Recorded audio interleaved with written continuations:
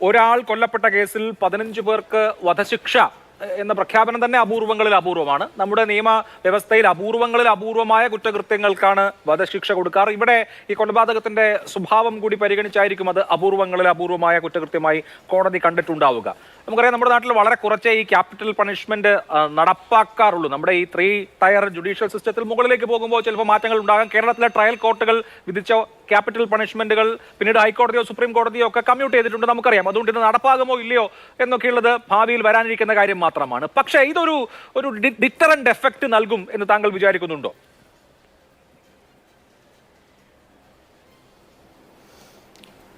തീർച്ചയായിട്ടും ഇത് ഈ രാഷ്ട്രീയ കൊലപാതകങ്ങളുടെ പ്രത്യേകത എന്താണെന്ന് ചോദിച്ചാൽ, ഈ രാഷ്ട്രീയം എന്ന് പറഞ്ഞത് ആശയപരമായ ഒരു ഒരു ഒരു ഒരു ഒരു എന്താ പറഞ്ഞത് ഡിസ്കോഴ്സ് നടക്കേണ്ട ഒരു മേഖലയാണ്. നമുക്ക് 2 തരത്തിലുള്ള ആശയങ്ങളാണ്. നമ്മുടെ ആശയങ്ങൾ ഫൈനലി നമ്മുടെ എതിരാളിയെ വകവരുത്തുന്നതിലേക്കാണ് നീങ്ങുന്നതെങ്കിൽ, ആരുടെ ആശയമായാലും ആ ആശയം നമുക്ക് ഭൂഷണമല്ല രാജ്യത്ത്. എൻ്റെ ആശയം പ്രചരിപ്പിക്കണമെങ്കിൽ എന്നെ എതിർക്കുന്ന ആളുകളെ ഞാൻ കൊന്നുകളയും. ഇവിടെ 2 കൊലപാതകം നടന്നു. ഷാൻ കൊല്ലപ്പെട്ടു, പിന്നെ വക്കീലും കൊല്ലപ്പെട്ടു.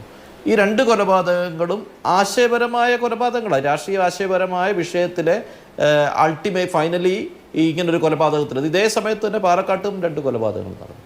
അപ്പോൾ ഇവർ തമ്മിലുള്ള ആകെയുള്ള തർക്കം 2 രാഷ്ട്രീയ പാർട്ടിയാണ് എന്നുള്ളതാണ്, അല്ലെ 2 ആശയങ്ങളാണ് എന്നുള്ളതാണ്. അപകടകരമായ ഓർഗനൈസേഷണൽ സെറ്റപ്പാണത്. അപകടകരമായ രാഷ്ട്രീയം എന്ന് പറഞ്ഞാൽ നമ്മുടെ രാജ്യത്ത് എങ്ങനെയാണ് ഒരു പൊളിറ്റിക്കൽ ഓർഗനൈസേഷന് അല്ലെങ്കിൽ what ever be the organisation അവരെങ്ങനെ ഫംഗ്ഷൻ ചെയ്യണമെന്നാണ് നമ്മൾ ആഗ്രഹിച്ചത്. ആർട്ടിക്കിൾ 19 പ്രൊട്ടക്ഷനൊക്കെ ഉള്ളതാണല്ലോ ഈ ഓർഗനൈസേഷൻസ് ഒക്കെ നടത്തുന്നത്. എങ്ങനെയാണോ നമ്മൾ ഉദ്ദേശിച്ചത് അതിന് വിരുദ്ധമായൊരു പ്രവർത്തനമാണ്. ഇതിനെ വളരെ സീരിയസ് ആയി തന്നെ കാണേണ്ടതുണ്ട്. രണ്ടാമത്തെ ഒരു വിഷയം, ഇനിയിപ്പോൾ അഭിലാഷ് ചോദിച്ച ചോദ്യത്തിൽ വധശിക്ഷയ്ക്ക് വിധിക്കുന്നു എന്നുള്ളത്. വധശിക്ഷയ്ക്ക് വിധിക്കുന്നതിന് അതിൻ്റെതായ ചില പാരാമീറ്റേഴ്സ് ഉണ്ട്. ആ പാരാമീറ്റേഴ്സ് ഈ ബച്ചൻ സിംഗിൻ്റെയും അച്ചി സിംഗിൻ്റെയും കേസിൻ്റെയും ഒക്കെ വിധികളുടെയൊക്കെ അടിസ്ഥാനത്തിലാണ് ക്രിമിനൽ ട്രയൽ നടത്തുന്ന ആളുകൾക്കറിയാം. അത്തരത്തിലുള്ള വിഷയങ്ങളെ അടിസ്ഥാനപ്പെടുത്തിയിട്ടാണ് ഇത് പോകുന്നത്. അതിൻ്റെ എല്ലാ പാരാമീറ്റേഴ്സിലും നിന്നുകൊണ്ട് വധശിക്ഷ വിധിക്കേണ്ടതില്ല എന്ന് വാദിക്കാനുള്ള അവകാശവും ഒക്കെ പ്രതിഭാഗത്തിനുമുണ്ട്. അത് ഈ സ്റ്റേജിൽ മാത്രമല്ല, അടുത്ത സ്റ്റേജിൽ ഇപ്പോൾ ഈ വധശിക്ഷ എന്ന് പറഞ്ഞത് സാങ്കേതികമാണ് സത്യത്തിൽ. ഇപ്പോൾ കാരണം ഹൈക്കോടതിയുടെ കൺഫർമേഷൻ എന്ന് പറഞ്ഞാൽ നോർമലി പ്രതികളുടെ അപ്പീൽ വരുമ്പോൾ അപ്പീലിൻ്റെ ഡിസ്പോസലിനോടൊപ്പം മാത്രമേ വധശിക്ഷ കൺഫർമേഷൻ വരികയുള്ളൂ. യൂഷ്വലി അങ്ങനെയാണ് വരാൻ പോകുന്നത്. അപ്പോൾ അങ്ങനെ വരുന്നു എന്നുള്ളത് കൊണ്ട് തന്നെ ആ ഒരു ഇഷ്യൂ റേസ് ചെയ്യാനുള്ള ഓപ്പർച്യൂണിറ്റി പ്രതികൾക്കുണ്ടാകും. ഈ കേസിൽ മാത്രമല്ല, ഏതൊരു കേസിൽ സെഷൻസ് കോടതി വധശിക്ഷ വിധിച്ചാലും ആ വധശിക്ഷ കൊടുത്തത് ശരിയോ തെറ്റോ, വധശിക്ഷ കൊടുക്കാൻ സെഷൻസ് കോടതി തീരുമാനിച്ചെങ്കിൽ പോലും ഹൈക്കോടതിയിൽ അതിൻ്റെ മേലൊരു വാദം നടക്കും. വാദം നടക്കുമ്പോൾ ഈ 2 പാരാമീറ്റേഴ്സ് പ്രോപ്പറായിട്ട് അത് ഫുൾഫില്ല് ചെയ്യപ്പെടുന്നതല്ല എന്ന് വേണമെങ്കിൽ പറയാം. അതല്ല, അത് പാരാമീറ്റേഴ്സ് എല്ലാം ഫുൾഫില്ല് ചെയ്യപ്പെടുന്ന വധശിക്ഷ കൊടുക്കേണ്ട കേസാണ് എന്ന് ബാധിക്കാം. അപ്പോൾ അതിനെല്ലാം ഓപ്പർച്യൂണിറ്റി അവർക്കുണ്ട്. ആ ഓപ്പർച്യൂണിറ്റി നിന്നുകൊണ്ട് ചെയ്യും.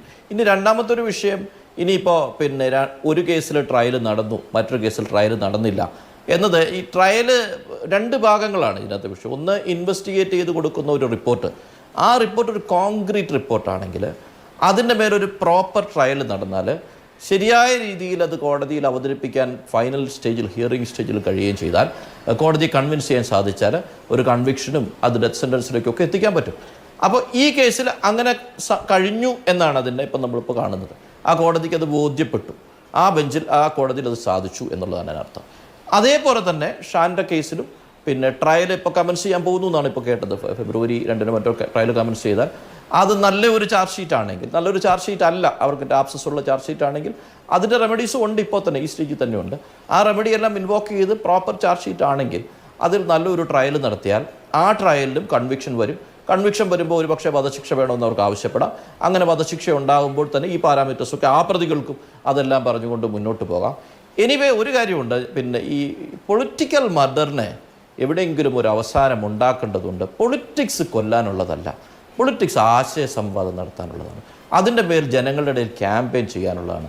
അവരിലേക്ക് മറ്റുള്ളവരുടെ ആശയങ്ങളുടെ കുഴപ്പങ്ങൾ എന്താണെന്ന് ബോധ്യപ്പെടുത്തുക, ഞങ്ങളുടെ ആശയങ്ങളുടെ നന്മകൾ എന്താണെന്ന് ബോധ്യപ്പെടുത്തുക, എന്നിട്ട് ജനങ്ങളെ അതിനകത്ത് ആകർഷിപ്പിക്കുക, പ്രവർത്തനങ്ങളിലൂടെ അത് ബോധ്യപ്പെടുത്തുക.